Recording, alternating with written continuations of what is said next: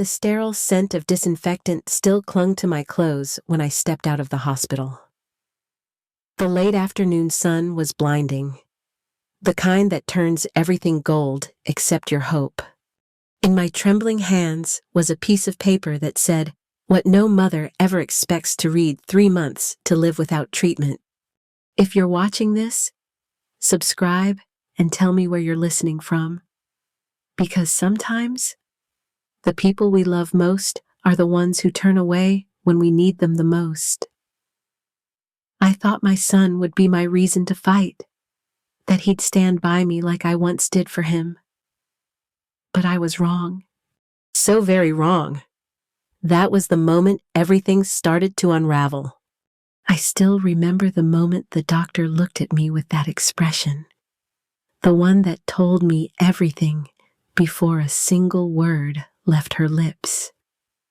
The fluorescent light above flickered like a dying star, and the air in that cold room suddenly felt too thin. My fingers clenched the hem of my jacket, searching for something steady. Then, those words came, quiet, clinical, final. I had cancer, aggressive, untreatable, unless I began therapy right away. Without it, I'd be gone in 3 months. 3 months? That's how long a season lasts. I remember thinking how strange it was, how life can collapse in the space of a sentence. Driving home that day felt like moving through a fog I couldn't wake up from. The world looked the same. The traffic lights still blinked red, yellow, green, but I wasn't the same. I kept replaying every sacrifice I'd ever made, every long night working extra shifts to raise my son, Michael, after his father left. I had built my life around keeping him safe, giving him a future. And now, in my 62nd year, I found myself the one who needed saving. When I got home, I sat at the kitchen table staring at the medical papers. The treatment cost $85,000. I didn't have it, but my son did. He was successful now, a lawyer with a big office, a beautiful wife, the kind of life I had dreamed for him. I told myself that any mother would ask, that this wasn't selfishness, it was survival. That night, as the house creaked around me, I decided I would go to him first thing in the morning. I'd show him the papers, explain the situation. He'd understand. He had to. As I lay awake, staring at the ceiling, one thought circled endlessly in my mind. My life now depended on my son's answer. I still remember the sound of my own footsteps echoing in that marble hallway. How small they felt against the polished floors of my son's office building. Everything about that place seemed designed to intimidate.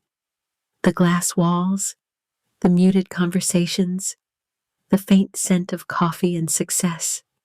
But I walked in with my head high, clutching the folder with my medical papers as if it were proof of something sacred, the life I had given him.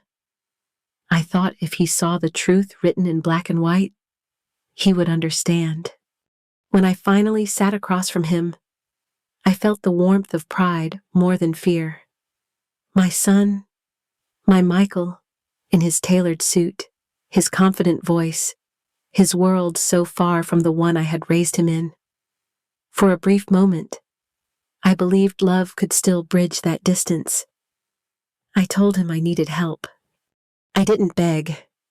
I simply explained, quietly, like a mother who had faith in her child. But the way he looked at me that day, detached, careful, like a man calculating risk, still cuts deeper than any diagnosis ever could. He said things about timing, investments, responsibilities. He said he'd think about it. And in that moment, I realized he wasn't my little boy anymore. He wasn't the child I used to tuck into bed after double shifts. He was someone else, someone who spoke in numbers, not feelings. I smiled, even as my throat burned. I told him not to worry, that I understood. But as I walked out of that building, the truth began to settle in my chest like cold lead. He wasn't going to help me, not because he couldn't, but because he chose not to. That night, I sat by the window, watching the streetlights flicker through the blinds. My reflection in the glass looked older, smaller. I tried to remember the sound of his laughter when he was a boy, how he used to press his little hand into mine and say he'd take care of me when he grew up. It was strange how promises made by children can linger for decades, only to shatter when you finally reach for them. I kept thinking of all the sacrifices I'd made, the birthdays I missed, the second job I took cleaning offices so he could attend private school, the nights I came home too tired to eat, but still packed his lunch for the next morning. I never saw it as sacrifice back then, just love. But sitting there in the silence, I wondered if love was ever enough. For a few days, I tried to convince myself he might still change his mind, that maybe he was overwhelmed, or that guilt would find him in the quiet hours.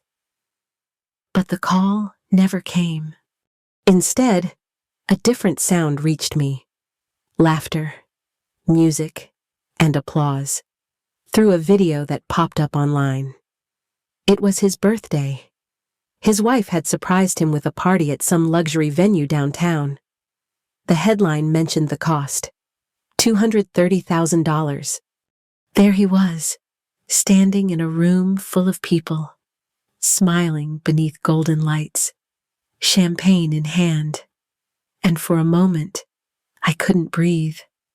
My fingers trembled as I watched, because I realized that what I had begged for, the chance to live, cost less than what he spent to celebrate himself. I didn't cry that night. I thought I would, but the tears never came. It was as if my body had run out of emotion. What replaced it was something quieter, heavier, a kind of hollow peace that comes when you stop expecting anything from someone you love. That was the night I decided I wouldn't ask again. I folded the medical papers, placed them neatly in the drawer, and whispered to myself that I'd find another way. Maybe I didn't know how yet, but I knew this. I would not let my life end at the mercy of someone else's choice. When dawn came, the first light crept across the kitchen floor, and for the first time in weeks, I made myself a cup of coffee. It tasted bitter, but real, like a small beginning, the first sip of a new kind of strength I didn't yet understand. The day I mortgaged my home, the air felt heavier than usual. I remember sitting in that small office, the scent of old paper and ink filling the air as the notary explained the details. My hands trembled slightly as I signed each page, but inside me, something steadier was beginning to take root. Fear was still there, whispering in the corners of my mind, but so was resolve. That house had always been more than walls and a roof. It was the story of my life. Every stain, every creak in the floorboard carried a memory of raising my son alone. And now, I was offering it all to buy myself time, to buy my life back. When I walked out of that office, the winter wind hit my face, sharp and clean. It reminded me I was still here, still breathing, and that was enough to keep moving forward. The first rounds of chemotherapy were brutal. The hospital smelled of disinfectant and quiet suffering. I would sit for hours in that recliner chair, watching the IV drip its slow rhythm into my veins. The cold would creep through me, and the nausea felt endless. Some days, I barely recognized the woman staring back in the mirror, the thinning hair, the hollow eyes. But beneath all that fragility, there was a strange kind of strength growing. It wasn't loud or heroic. It was quiet, stubborn, and deeply human. I started bringing a small journal with me to the hospital. I'd write tiny notes to myself, reminders that I wasn't weak, that I had survived worse. I'd survived loneliness, heartbreak, betrayal. Cancer was just another storm, and I had weathered plenty before. At night, when the treatments left me too sick to sleep, I sometimes found myself scrolling through social media. There he was, my son, posting pictures of vacations, parties, his smiling face surrounded by people who looked untouched by worry. I stopped feeling angry after a while.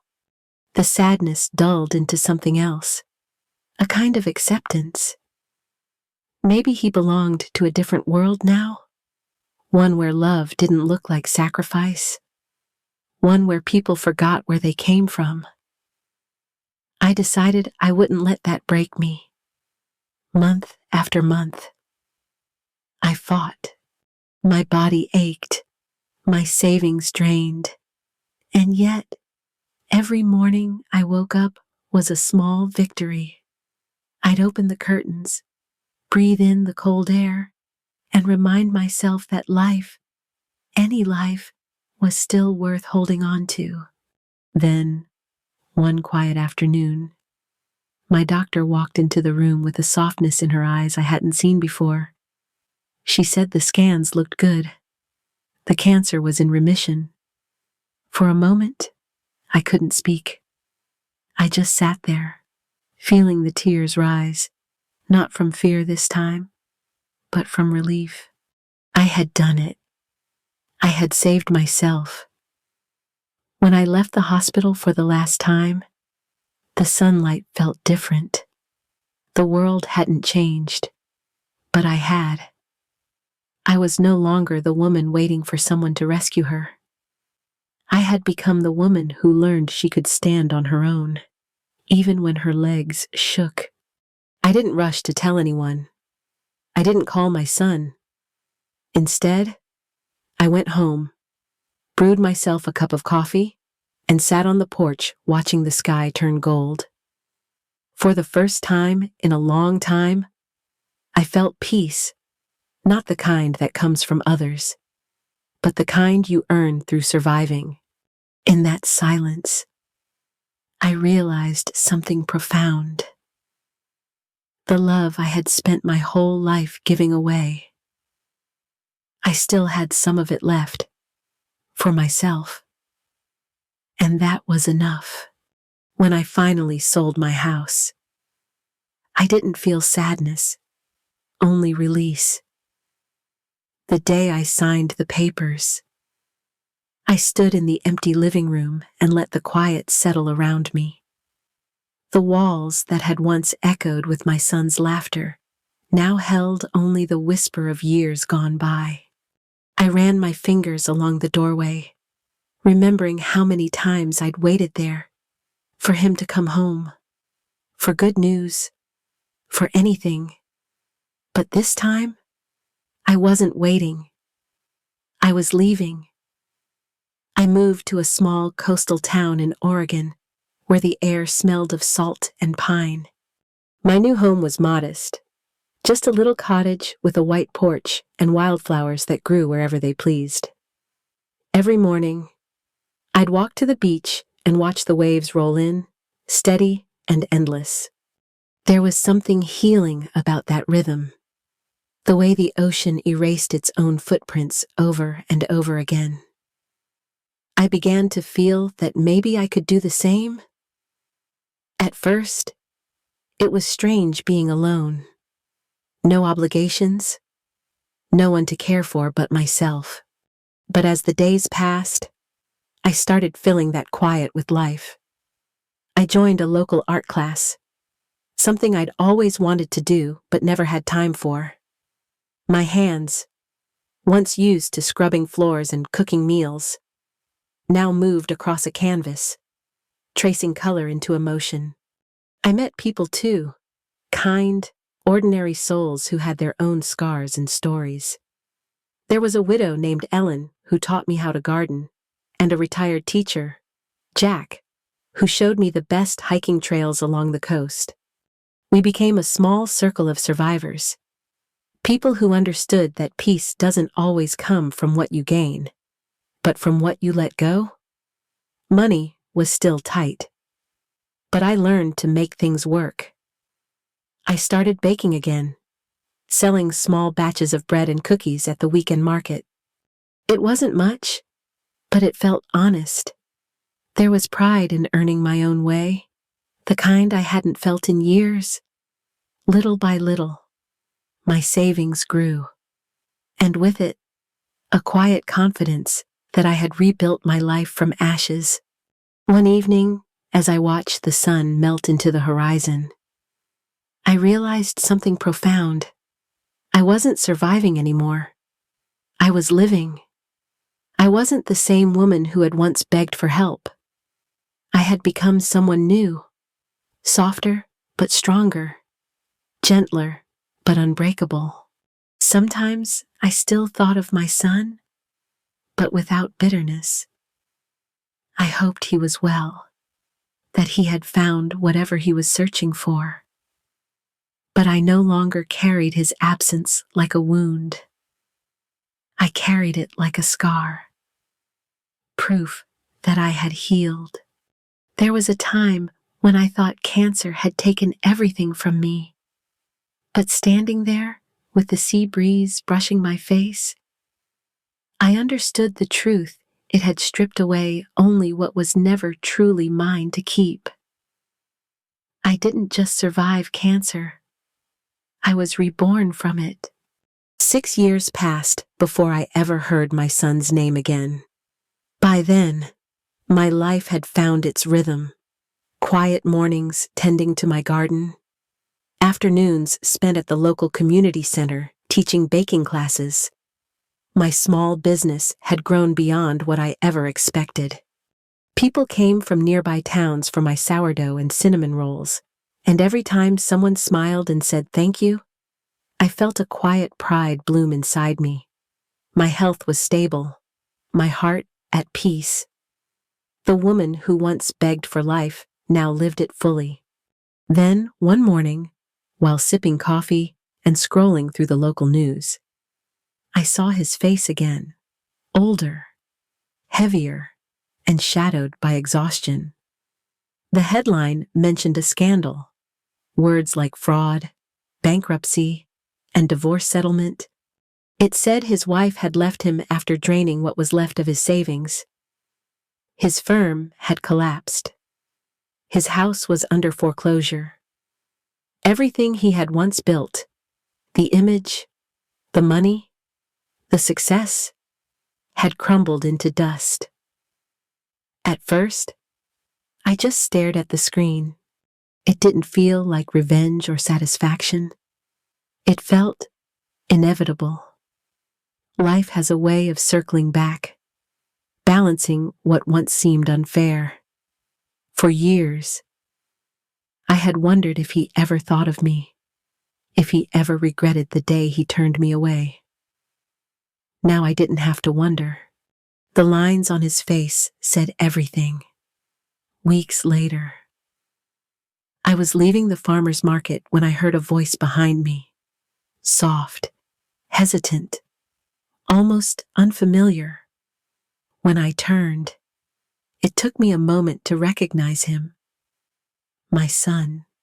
He looked nothing like the confident man I'd once visited in that gleaming office. His hair was unkempt, his suit wrinkled, and his eyes carried the weight of someone who had finally met the consequences of his choices. For a long moment, we just stood there, both unsure of what to say. He started to speak, his voice trembling. He said life hadn't gone the way he thought it would, that his wife had left him for someone else, that the people he trusted had turned their backs on him. He told me he had nothing, no home, no savings, not even a car. And then, as if some dam broke inside him, he fell to his knees on the sidewalk, right there in front of me, begging for help. I didn't move at first. The world around us seemed to fade. The noise of the market, the footsteps, the chatter. All I could see was the same boy I had once held when he was sick. The boy I'd worked double shifts to feed. But now, he was a man undone by his own choices, asking for mercy from the mother he once abandoned.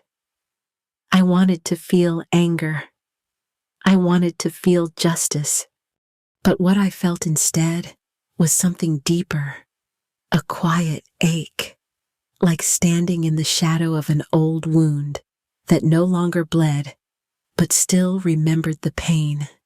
I looked down at him, my son, my heartbreak, my reflection of all I'd endured, and in that moment, I realized life had given me something far greater than revenge. It had given me perspective. For a long moment, I couldn't move. Seeing my son on his knees before me pulled me back through time to that day in his office when I had stood in the same kind of silence, holding out my medical papers, praying for mercy. The roles had reversed, but the ache felt eerily familiar. My body remembered the sting of rejection, the hollow feeling of being unwanted, and now, watching him tremble in front of me, I felt that same emptiness, but softer, dulled by years and distance. I looked at him, truly looked. His face was worn, his eyes red-rimmed, his hands shaking. This wasn't the proud man who once spoke in numbers and business deals. This was a man stripped of pride, stripped of pretense, left with nothing but his mistakes. I wanted to ask him why he didn't help me, why he let me suffer, but I didn't need to. I could see the answer in his face. He already knew, as he spoke, stammering, broken. I felt a strange calm settle over me. The anger that I had once carried for years didn't rise. It had already burned itself out long ago. What I felt instead was something else. Compassion, perhaps, or the faint understanding that life had already punished him far more than I ever could. I told him to stand, but he couldn't. He just wept, his words tumbling out like fragments of a confession. He said he had nowhere else to go, that everyone he trusted had betrayed him. He said he was sorry, not just for the money, but for the years of silence, for forgetting the woman who had once given him everything. I listened quietly. There was a time when those words would have been all I wanted to hear. But now, they didn't bring relief. They brought clarity. Forgiveness, I realized, wasn't about waiting for an apology. It was about freeing yourself from the pain that once defined you.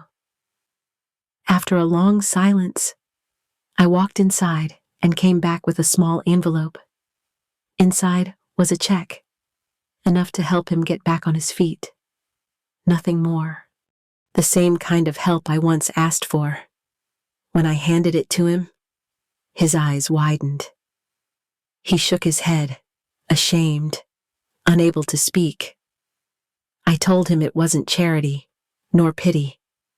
It was a reminder that mercy doesn't make us weak. It makes us whole. That sometimes the greatest justice life offers isn't in seeing someone fall, but in choosing not to let their fall define us. He took the envelope with trembling hands, his tears falling freely now. But my heart didn't ache this time. I felt light, free, even. As he left, I stood by the window, watching him disappear down the street.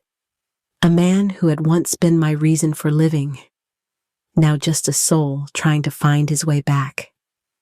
For the first time, I didn't feel bound to the past. I whispered to myself that day, I forgive you, not because you deserve it, but because I deserve peace. And in that moment, I knew the circle had finally closed. The same hand that once begged for compassion had learned to give it. That was the real healing, not of the body, but of the heart.